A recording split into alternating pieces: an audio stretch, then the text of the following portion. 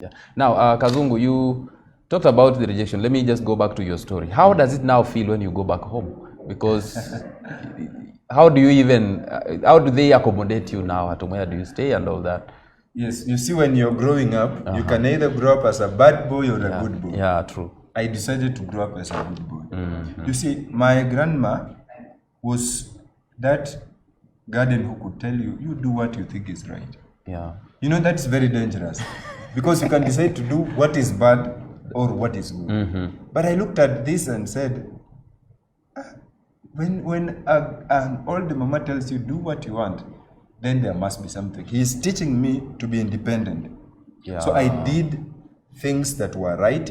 I've never been sent out of school because of kiburi. In discipline cases. I've never been caned in school because I've never been sent home to go and bring your mother, go and bring your father, go and bring your guardian. Never.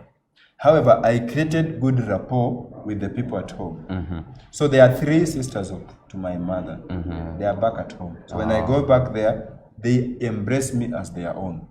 But for example, if I was a bad boy, I could never been allowed to enter that compound. So my good rapport and reputation has made me to go back there, be accommodated. There's a house there for my uncle who died. And I'm living with, when I go back, I live with my cousins. And they accommodate me. They are very happy. In fact, they usually call me, when are you coming? It's just because I've been friends lived a good life and you So I can't complain that I have a problem back at home. Yes, because they still accommodate me. Yes. What about now your fees and all that? My fees, since first year, I've been paying my fees using my help. So fortunately, like in high school, in primary, my grandma paid for me. When I reached in class 7, I bought some chicks. They grew up to be chicken. So in my class 8, they sold them, bought for me a uniform. I had a ton, kinyasa. So they bought for me clothes. They paid for my school fees. In high school, there were 2 organizations which paid for my school fees. So no one paid even a single cent. So there are 2, Afia Plus, and there was another one from, I don't know, the Japanese or Chinese, I've forgotten their name. They had a very hard name, but they paid for my school fees in completion. In fact, I had some balance, which I said, now I had a cousin of mine. So I said, Principal, take this and give it to him because he needs to study. Amen. Then in my high school, I mean in my university now, when I joined, I applied for the maximum help. And fortunately, I was given the 60,000. So thanks to help, I'll pay you your money anyway. So I usually use that money to pay my school fees, right from first year up to 4th year, and I have no balance. I usually say to myself, I rather sleep hungry, but I know my portal is okay. I'll go and do from my examination. So I usually use help loan. Now, talking of your help, Kazungu, and paying your fees, you know, so many students, they have the money, but they feel that this money is theirs. Only the 8,000 should pay their fees. And now you see, again, parents struggle, and they know that you receive help, even give the minimum. Maybe you receive, let's say 50. So 50, you have 20,000 to pay your fees, and they pay for you 28. So for a university student, that's a lot of money. But they eat and say that that money is theirs, and they now feel that the parent is rejecting them because he's not paying their fee. I've heard of this story, actually. You see? Now, that one, I'll call it stupidity. That is clearly stupidity. Because, yes, it's your money. And whose education is this? You're not studying for your mother. You're not studying for your grandpa. You are studying for your own self. So once you realize from your head that this is my money, but I have to make sure that I'm studying. So that in future, I'm making my own money. I can't depend on my parents all the time. So when someone has the money, by the first week, wanaenda wanunua mizinga, take your girlfriend outside, please wait. Pay for your school Not outside. If you say outside, they take their girls out. I'm sorry.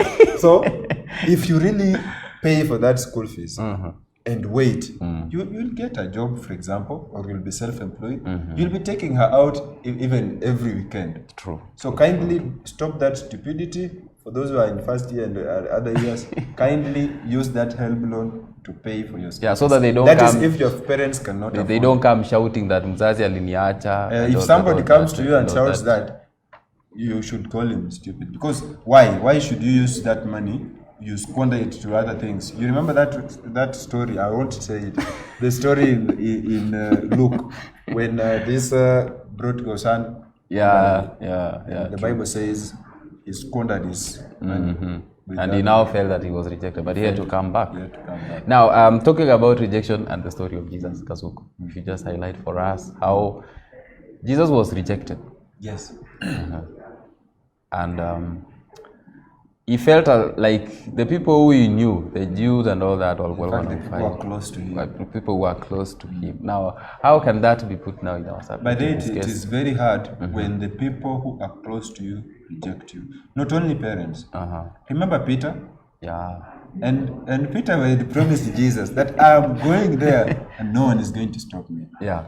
But Jesus told Peter that you're going to reject me 3 times. And Peter said, no. Me rejecting you? No. So Peter rejected Jesus. We know the story. Yeah, true. And after that, he became the disciple. Remember when Jesus has died and has come back? In John, the last chapter, the Bible says he calls out Peter. Peter. And he says, yes. And he says, do you love me? Peter says, yes, I love you. And Jesus tells him, take care of my flock. He calls him the second time, Peter. Peter says, yes, my master. Do you love me? And he says, yes. Jesus tells him, take care of my flock. When he called him the 3rd time, he was angry. No, I love you. I'll take care of the flock. So you see, Jesus, yet he was rejected by Peter, but he still comes back to call Peter for him to take care of the flock. There's another example. That's in New Testament. In Old Testament, we read about Jonah. Yeah, true. Jonah was sent in chapter 1. Nineveh. He was told, go to Nineveh to warn them. Yeah. Jonah knew that Nineveh was a sinful place. So he never wanted to associate with that. And Jonah turns to go to another place. Yeah, to another town. In chapter 2, the Bible says, God created a whale. Remember that? God created a whale. That's another miracle. That's it will be put in miracles. It's a miracle from the Old Testament. So God made a whale which swallowed Jonah.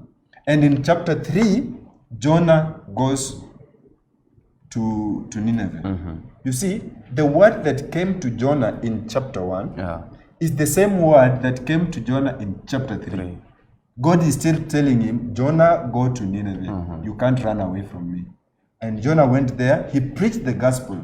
And he was very angry because he thought God is going to punish the people, but God forgave the people. You see? So what I'm trying to say is that, yes, people are rejecting God, are rejecting Jesus. But we see the example is that they come back to the people and still use the same people. Right? You remember also Moses killing the Egyptian, running away. And God is using a killer, a murderer. I'm not saying you be a murderer, but I'm just giving an example. True. He's using that to go and deliver his own. And he calls the people his own. So what I'm saying is that irrespective of people rejecting you, you need to get them back. There are people maybe who will help you in the future. Actually, most of the time, the people who reject you are the people who know you. The closest people. The people who are close. Because I can't reject you if I don't know you. I reject him saying, it's very impossible.